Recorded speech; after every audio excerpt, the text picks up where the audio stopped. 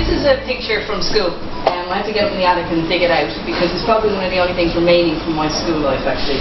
I did it when I was 16. School in general was pretty horrendous for me because I'm dyslexic. This fourth year was a particularly special year of all of them.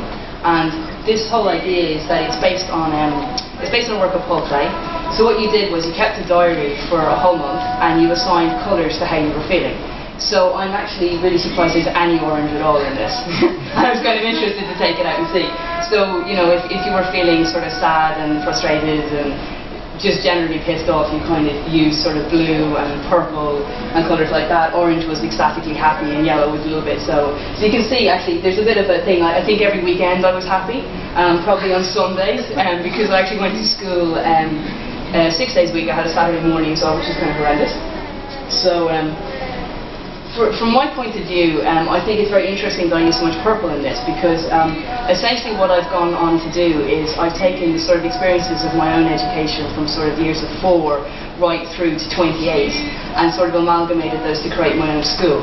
And the project I've ended up forming is actually called the Purple Learning Project.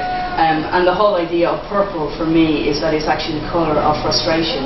And like Dennis was saying, one of the key things for us is trying to give the students a way to express themselves. And one of the ways that we take away all the frustration is the fact that they do have a way to express themselves, that they're suddenly able to write for the first time, usually by drawing and writing around this, or just approaching it differently, reading about topics that they find interesting, whether it's, you know, Justin Bieber or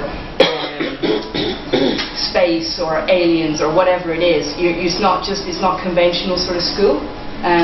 So that's essentially what I've done. I've basically taken from my own experiences, like I remember even from Montessori school feeling different and not being able to learn the alphabet and always having to go back to the first group with the sandpaper letters, and I think the sandpaper letters still haunt me. And then I went on to primary school, and then I went on to secondary school. There was a gap in sort of primary school where I went to a second primary school, and it was really nice and really happy. It was an Educate Together school. And then I went to secondary school, which is where this was done, and it was absolutely horrendous.